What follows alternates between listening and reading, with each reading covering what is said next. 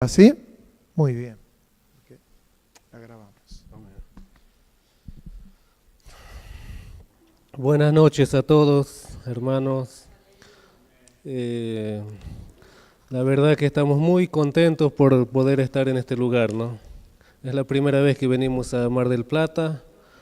Teníamos tantas ganas de venir. Nos surgió una cantidad de cosas antes de poder llegar, ¿no? Pero gracias a Dios que nos permitió estar en este lugar. Bueno, le hago un repaso del Chaltén. Hace 7 años que estamos en el Chaltén. Ahora en marzo cumplimos 7 años. Fuimos con mi esposa, los dos, así que tuvimos un tiempo a donde el Señor nos enseñó muchas cosas. Tiempo de perseverar, de buscar y de dependencia de su persona, ¿no? De su presencia, y muchas otras cosas más en la soledad. Y gracias a Dios nos dio estos 2 hermosos hijos, nacieron ya ahí en el Chaltén, así que son sureños. Pero bueno, en cuanto a la obra, está tan difícil el Chaltén.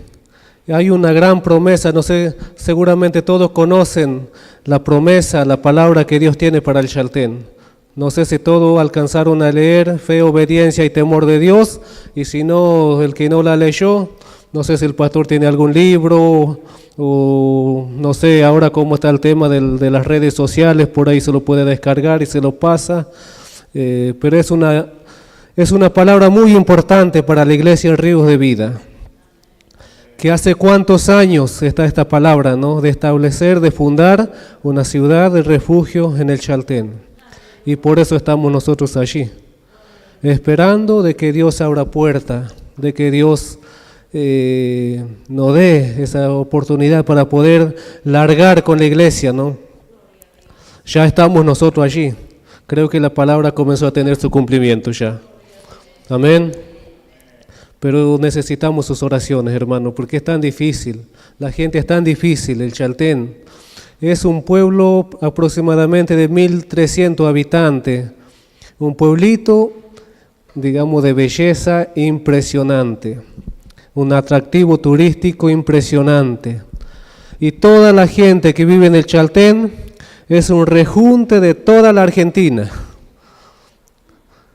De todos lados, y también algunos de extranjeros, muchos de Paraguay, muchos también de Brasil, Colombia, tenemos de Bolivia, es un rejunte, pero es tan difícil, porque el objetivo por el cual la gente va al Chaltén es justamente a trabajar, a hacer plata, porque es una gran oportunidad para eso, ¿no? Porque es una zona muy turística. El 90% de la construcción son hoteles y restaurantes. Recorriendo un poquito la ciudad me hace recordar al Chaltén. Pero bueno, esto es muy grande, ¿no? Pero el Chaltén, ustedes van a llegar al Chaltén y se van a encontrar con todos los edificios que son hoteles y restaurantes. Y las casitas de familia, que muchos viven en cabañas, y que en nuestro caso también. Pero que es tan difícil, ¿no? Y la gente justamente va a eso. Entonces, como que no ve la necesidad espiritual. Lo que ellos van es justamente por el bienestar económico, ¿no? Lamentablemente. Y creo que esto pasa en muchos lugares. Así que también estamos ahí, tenemos un proyecto presentado en el Consejo Agrario Provincial. Hace 7 años y un poco antes ya estaba el proyecto, pero por ahora no tenemos respuesta. Hace 2 años comenzó a ser municipio el Chaltén. Es nuevo, pero tampoco hasta el día de hoy no hay respuesta en cuanto al terreno que se pidió para la iglesia. Y también ahora estamos gestionando por una vivienda propia para nosotros, con la idea de que el Señor nos da, podamos comenzar con algo en nuestra propia vivienda, hacer un saloncito, lo que fuere, comenzar con los cultos en nuestra propia casa, ¿no? Así que eso lo dejo también como un motivo de oración para que nos tengan en cuenta y puedan orar por nosotros, por favor. Sabemos que ustedes lo hacen, ¿no? Pero muchas veces se desconoce el motivo, la razón, la situación en lo que uno está viviendo, ¿no? Así que después tenemos otros hermanos en Río Gallego, no sé si el pastor lo había comentado ya. Son una familia que fueron de Corrientes, de la iglesia del pastor Ramón Aquino, no sé si algunos de ustedes lo conocen, son aproximadamente 3 familias en Río Gallego, y que también es otro lugar. Yo no sé si el Señor qué es lo que tiene con aquel lugar, ¿no? Pero estamos visitando cada tanto, y hoy justamente estuvimos hablando con una de las chicas que es encargada, que está por ahora encargada en aquel lugar, y nos comentaban que también con la necesidad de que vaya un matrimonio también para establecerse en ese lugar, porque la necesidad es grande, ¿no? Pero bueno, para que lo tengan también en sus oraciones, para que si esto es de Dios, esto es nuevo, hace 2 años que comenzamos con esto. Pero bueno, para que el Señor nos muestre, nos revele, y si esto realmente es de Dios, para que también Él envíe un matrimonio, para que se pueda establecer permanentemente en aquel lugar, ¿no? Así que bueno, no quiero extenderme más. Quiero que pasemos un poquito, vamos a leer unos cuantos versículos. En Segunda de Crónica, capítulo 14, es una historia de un rey que es quizás muy larga, no son 3 capítulos, pero tiene una riqueza, si nosotros nos podemos profundizar en lo que realmente es la vida de este rey. Estoy hablando del rey Asa, está en Segunda de Crónica, capítulo 14. Asa fue un rey de Judá, del reino del sur, cuando ya el reino estaba dividido. Hijo de Abías, nieto de Roboán y bisnieto de Salomón. Fue uno de los 5 reyes que Dios usó para promover una renovación espiritual en el reino del sur. Ya el reino estaba dividido. En el reino del norte tuvo 19 reyes, y las escrituras nos dicen que todos ellos eran malos, lamentablemente. Y no así en el reino del sur. En el reino del sur tuvo 20. Solo 10 fueron considerados buenos, y 5 de estos fueron excepcionales. Y en este orden están, estos 5 que son Asa, Josafat, Joás, Ezequías y Josías. Uno de estos varones, todos estos varones se distinguieron de los demás. Porque si ustedes se ponen a leer, y seguramente conocen mucho la historia de estos reyes, y las escrituras nos cuentan de que ellos hicieron lo recto, hicieron lo bueno delante de los ojos de Jehová, su Dios. Pero vamos a abocarnos en la historia de este rey. Vamos a leer el capítulo 14.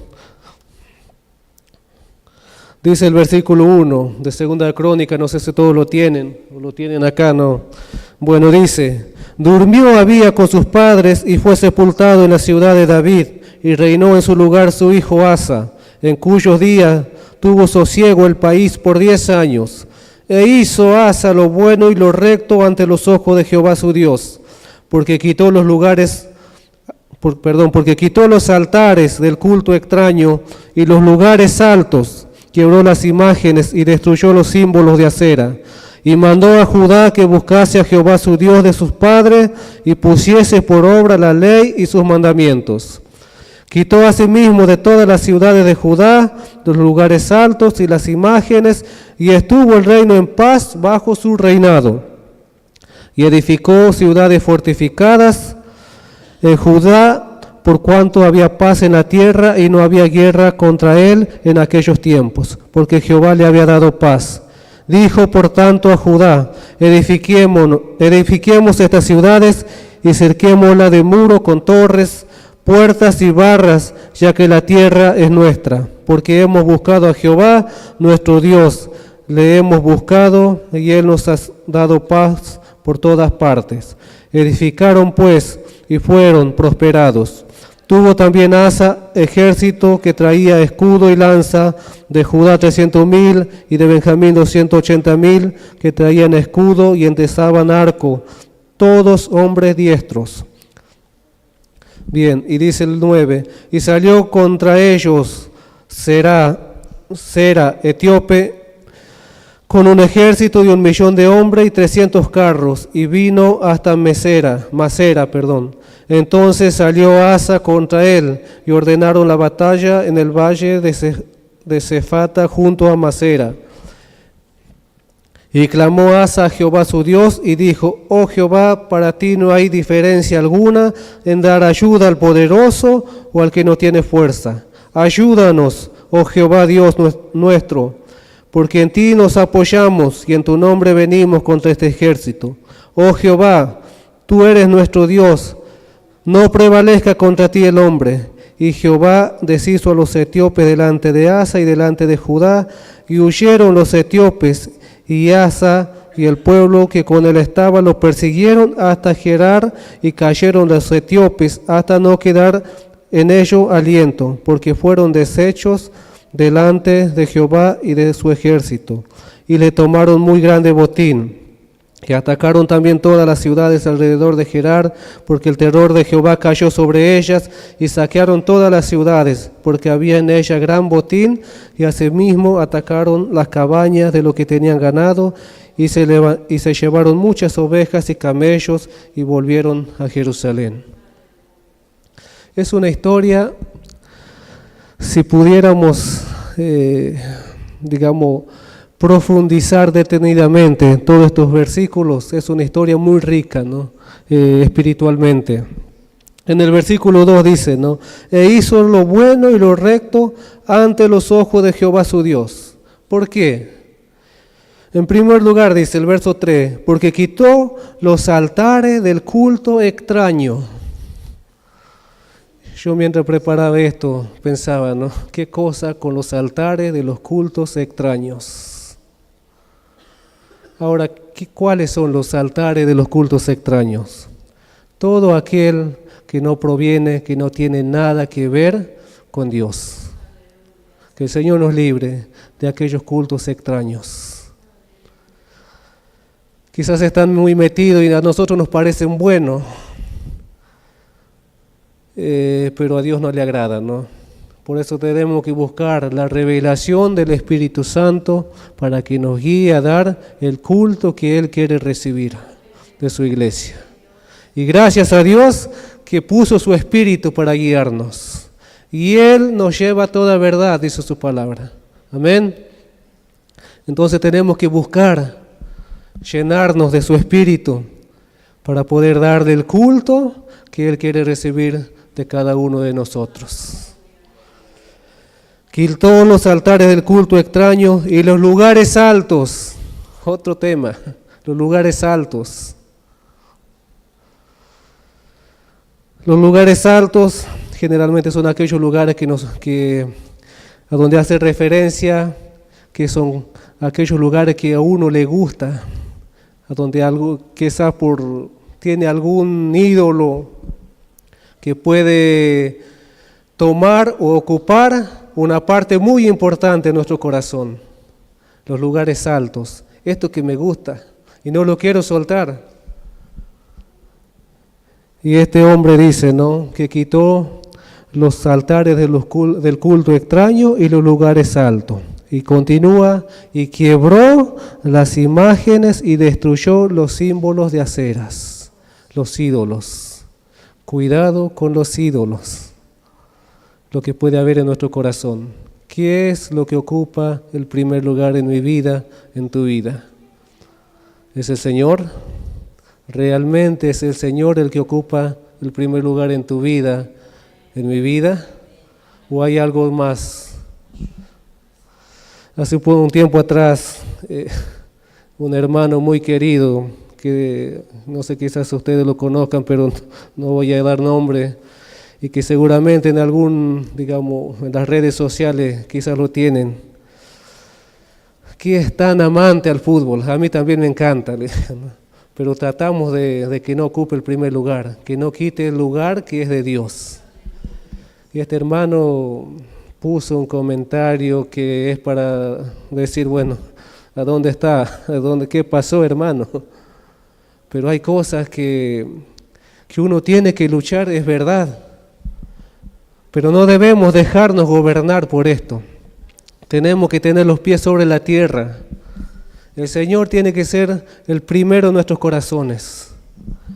No podemos dejar que alguien ocupe ese lugar que es de Dios, porque somos su iglesia.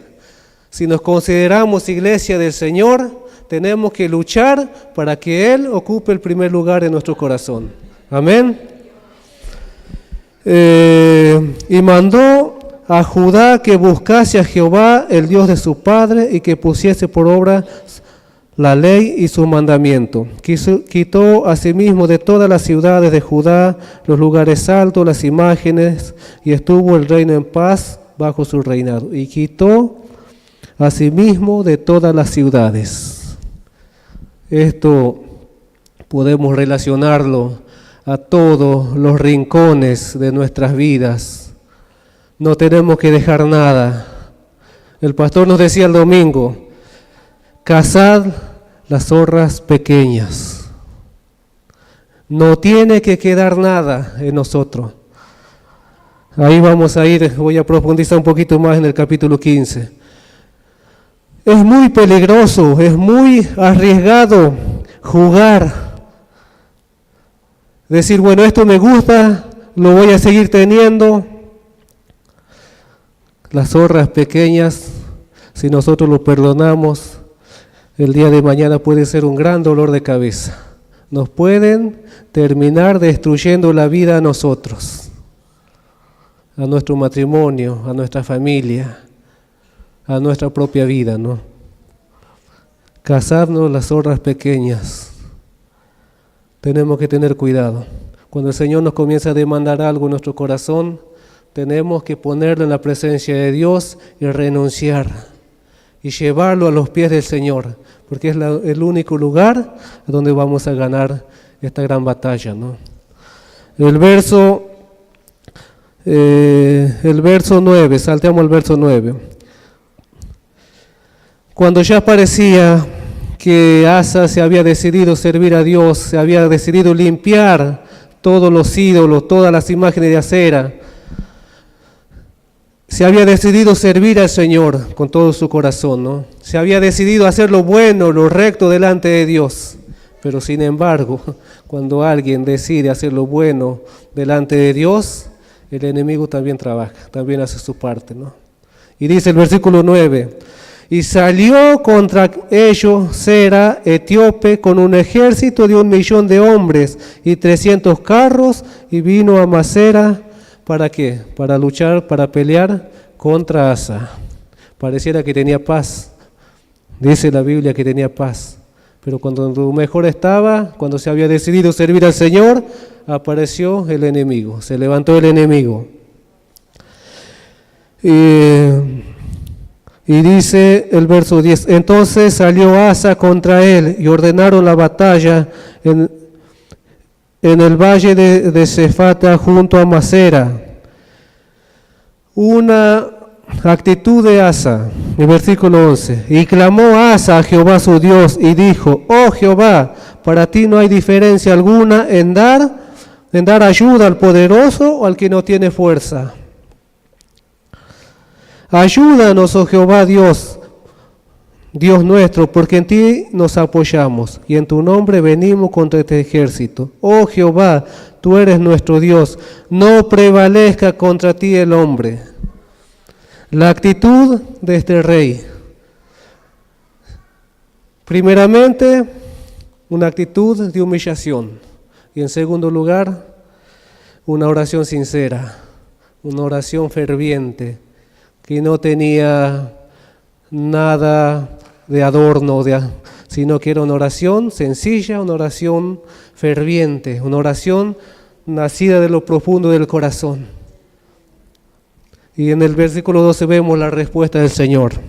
Y Jehová deshizo a los etíopes delante de Asa y delante de Judá, y huyeron los etíopes, y Asa y el pueblo, y con él estaba, los persiguen hasta destruirlo. Y es más, hasta sacarlo todo el botín, como termina el capítulo 14, ¿no? Ahora, pasamos al capítulo 15. Estaba Asa en medio de esta batalla, después que vuelve, dice en el verso 1, y vino el Espíritu de Dios sobre Azarías, que era un profeta de ese tiempo, hijo de Obed, y salió al encuentro de Asa, y le dijo, oídme Asa y todo Judá y Benjamín, Jehová estará con vosotros, si vosotros estuviereis con él, y si le buscareis, será hallado de vosotros, mas si lo dejareis, él también os dejará. Muchos días ha estado Israel sin verdadero Dios y sin sacerdote que enseñara, y sin ley, pero cuando en su tribulación se convirtieron a Jehová, Dios de Israel, y le buscaron, él fue hallado de ellos. Y en aquellos tiempos no hubo paz ni para el que entraba ni para el que salía, sino muchas aflicciones sobre todos los habitantes de la tierra, Y una gente destruía a otra y una ciudad a otra ciudad, porque Dios lo turbó con toda clase de calamidad. Miren el verso 7. Pero esforzaos vosotros y no desfallezcan vuestras manos, pues hay recompensa para vuestra obra. Vale la pena perseverar. Vale la pena levantarse en fe. Este rey se apoyó en su Señor, en su Dios, y no fue defraudado. El Señor vino a darle aliento. El Señor siempre está presto a nuestros clamores, a nuestras necesidades, hermano. Seguramente todos los que estamos acá, algún momento de su vida o de mi vida, hemos comprobado la fidelidad de Dios. Y mucho más cuando nosotros le buscamos. Como dice en estos versículos anteriores, cuando le buscaron, le fue hallado. Porque dice en Jeremías 29, no recuerdo el versículo, si me hallaréis, si me buscaréis de todo corazón. Y verso 8 dice, cuando oyó Asa las palabras y la profecía del profeta Azarías, hijo de Obed, cobró ánimo. La palabra de Dios, decía el pastor el domingo, nos transforma. Estaba en una situación crítica después que había venido de la batalla. Y el Señor viene a la vida de Asa y le trae palabra, y era palabra de Dios. Y dice, y cobró ánimo. La palabra de Dios nos levanta, hermano. Decía la hermana hoy en el culto, la palabra de Dios nos levanta, la palabra de Dios nos fortalece, nos edifica. Cuando oímos palabra de Dios, cuando el Señor está en nosotros, cuando alguien viene con una palabra de Dios, la palabra de Dios nos alienta, nos levanta, nos transforma, nos edifica. Continúa diciendo este versículo, y quitó los ídolos abominables de toda la tierra de Judá y de Benjamín. Acá hay 3 pasos que quiero marcar. El primero, la palabra de Dios, oír la palabra de Dios. Y ese oír de la palabra de Dios causa una reacción en nuestro interior. Yo siempre digo, es algo mío, una opinión mía, ¿no? Cuando el Señor viene con una palabra, estamos ante 2 alternativas.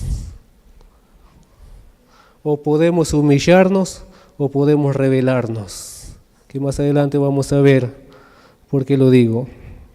En este caso, este rey se humilló. Y en segundo lugar, quitar quitó los ídolos abominables. Quitar, vaciarnos de todo lo que hay en nuestro corazón, de todo lo que hay en nuestro interior, en nuestros pensamientos. Vaciarnos. Quitar todas aquellas cosas que no son de Dios, que no le pertenecen a Él. Y en tercer lugar,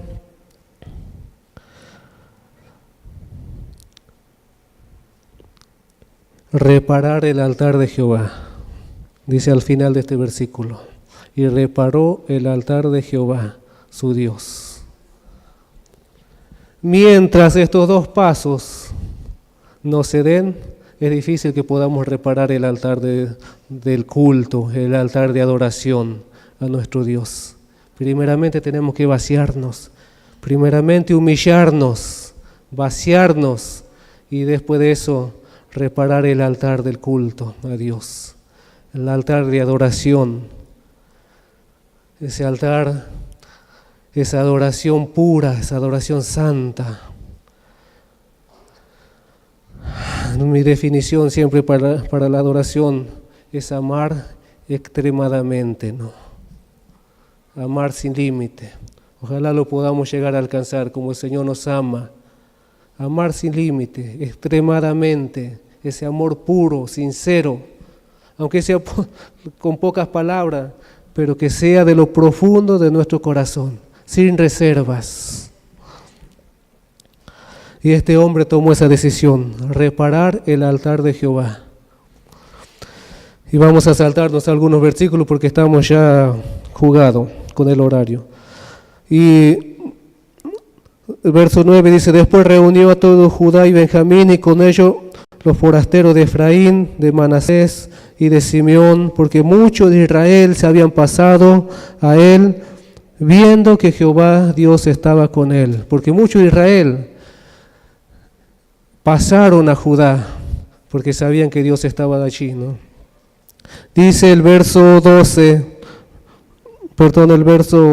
10, se reunieron pues en Jerusalén en el mes tercero del año 15 del reinado de Asa, y en aquel mismo día sacrificaron para Jehová el botín que habían traído, 700 bueyes y 7,000 ovejas. Verso 12, entonces prometieron solemnemente que buscarían a Jehová, el Dios de su padre, de todo su corazón y de toda su alma, y que cualquiera que no buscase a Jehová, el Dios de Israel, muriese, grande o pequeño, hombre o mujer. Y juraron a Jehová con gran voz y júbilo, al son de trompeta y de bocina. Todos los de Judá se alegraron de este juramento, porque de todo su corazón lo juraban y de toda su voluntad lo buscaban. Y fue hallado de ellos, y Jehová le dio paz por todas partes. Verso 17. Después ahí hay también otra historia en el verso 16, que el rey dice que lo depuso a su propia madre, porque también se había creado una imagen de acera, ¿no? Pero dice el verso 17, pero con todo esto, los lugares altos no eran quitados de Israel, aunque el corazón de Asa fue perfecto en todos sus días. Quedaron los lugares altos en algún lado. ¿Qué tema? Cazando las zorras pequeñas. Qué terrible, ¿no? Aunque cuando nosotros minimizamos las cosas, puede ser terrible para el futuro. Ahora bien, y dice el verso 19, y no hubo más guerra hasta los 35 años del reinado de Asa. El Señor le dio paz. Permiso, pastor.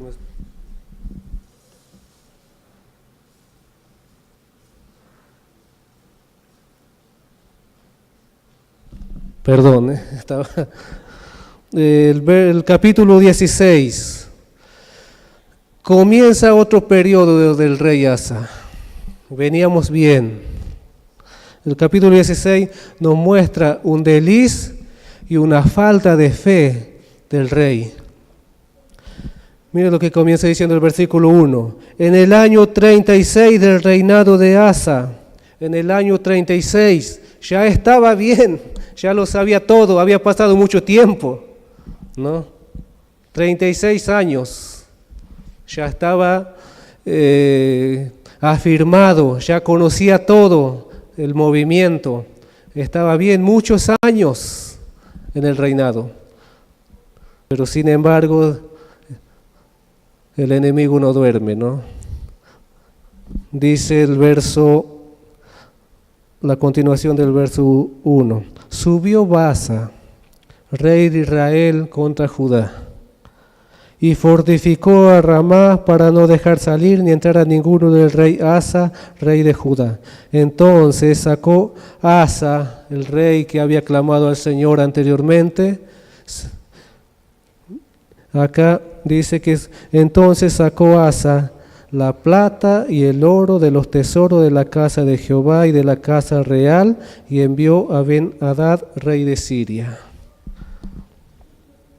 que estaba en Damasco, diciendo: haya alianza entre tú y yo, como la hubo entre tu padre y mi padre, y aquí yo te he enviado plata y oro para que vengas y deshaga la alianza que tiene con Baasa, rey de Israel, a fin de que se retire de mí. ¿Qué pasó? Su confianza anteriormente estaba en Dios, y ahora ¿qué pasó? Estaba bien, ya había pasado 36 años caminando en su reinado. ¿Qué pasó? ¿No era el mismo Dios, acaso, que el que lo había librado de los etíopes? Cuidado. Por ahí podemos tener muchos años de iglesia, muchos años caminando en el camino del Señor, y nos creemos que ya lo sabemos todo, nos creemos que estamos firmes, nos creemos que tenemos un amplio conocimiento de las Escrituras, de las palabras de Dios. Pero cuidado, hermanos, cuidado, el enemigo no duerme. La palabra nos dice, ¿no? El que cree estar firme, mire que no caiga. Tenemos que estar todos los días rindiendo nuestro corazón hacia el Señor. Y tenemos que tener ese cuidado, ese cuidado que tuvimos desde el primer día, esa necesidad, esa sencillez para humillarnos ante la presencia de Dios. Amén. Este rey se apoyó en el otro rey, en Ben-Hadad, rey de Siria. Y dice, el plan pareciera que fue exitoso, porque el enemigo se fue. Y dice en el versículo 5, oyendo esto, Baasa cesó de edificar a Ramá y abandonó su obra. Entonces el rey Asa tomó a todo Judá y se llevaron de Ramá la piedra y la madera que Baasa edificaba, y con ella edificó a Geba y a Mizpa. Parecía exitoso, ¿no? Parecía bueno lo que él hizo, pero no era lo que Dios quería. No era lo que Dios esperaba. Verso 7. En aquel tiempo vino el vidente Ananí a Asa, rey de Judá, y le dijo: ¿por cuánto te has apoyado en el rey de Siria y no te apoyaste en Jehová tu Dios? Por eso el ejército del rey de Siria ha escapado de tus manos. Los etíopes y los libios no eran un ejército numerosísimo, con carros y mucha gente de a caballo. Con todo, porque te apoyaste en Jehová, Él los entregó en tus manos. Verso 9. Porque los ojos de Jehová contemplan toda la tierra para mostrar su poder a favor de los que tienen corazón perfecto para con Él. Locamente has hecho en esto, porque aquí en adelante habrá más guerra contra ti, la consecuencia de no haberse apoyado en Jehová su Dios. Ya voy terminando. Entonces, ¿qué pasó? Por eso dije anteriormente, ¿no? Cuando viene una palabra del Señor, tenemos dos alternativas. O nos humillamos o nos rebelamos. Y acá está la respuesta. Entonces se enojó Asa contra el vidente y lo echó en la cárcel, porque se encolerizó grandemente a causa de esto y oprimió Asa en aquel tiempo a algunos del pueblo. ¡Qué bárbaro! Que el Señor nos libre de la soberbia, que el Señor nos libre del orgullo y que el Señor nos dé esa capacidad de poder humillarnos cuando Él quiera corregirnos, cuando venga la disciplina de parte de Él. Somos humanos y muchas veces podemos equivocarnos porque somos humanos, pero que el Señor nos dé ese corazón, como ese corazón que tenía David. Cuando se equivocaba, reconocía, se humillaba, se tiraba al piso, clamaba al Señor, se arrepentía de verdad y era nuevamente perdonado, restaurado por el Señor. Dios es un Dios que da vida. El Señor vino para salvarnos, para perdonarnos. Somos pecadores, fallamos muchas veces, pero cuando el Señor nos muestra algo en nuestro corazón, que tengamos esa capacidad de humillarnos, de decirle: Señor, realmente he pecado contra ti. Porque el Señor dice su palabra que no desecha al humilde y al quebrantado de espíritu, mas al soberbio, al altivo, lo mira de lejos. Y para terminar,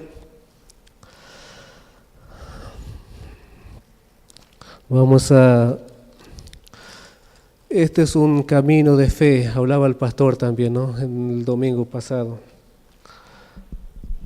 Cuando fuimos justificados por la fe. Dice, voy a leer 2 versículos. Romanos capítulo 1, versículo 16, 17.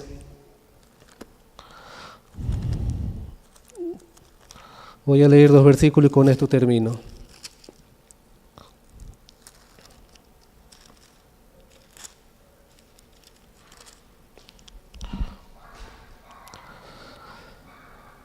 Porque no me avergüenzo del Evangelio, porque es poder de Dios para salvación a todo aquel que cree, al judío primeramente y también al griego. Porque en el Evangelio la justicia de Dios se revela por fe y para fe.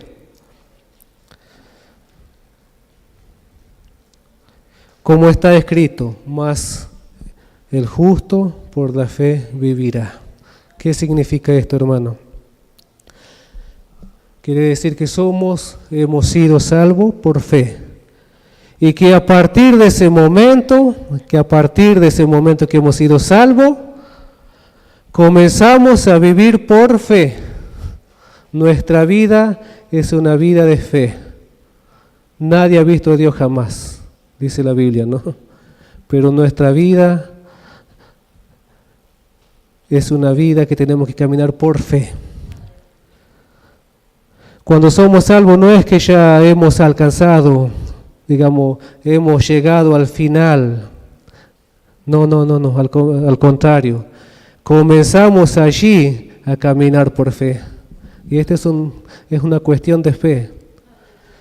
Este rey, en el primer acontecimiento, su fe le alcanzó, clamó a Dios y Dios vino en su ayuda. Pero en el segundo lo erró, se apoyó en su colega y no se apoyó en Jehová su Dios. Vaciló su fe. Nuestra vida es una vida de fe y por lo tanto tenemos que perseverar, rogar al Señor para que nuestra fe no falte, ¿no? Ahí en Hebreo 11:6 dice que sin fe es imposible agradar a Dios. Y con el que termino, Hebreo capítulo 12, un versículo tan conocido, versículo 1.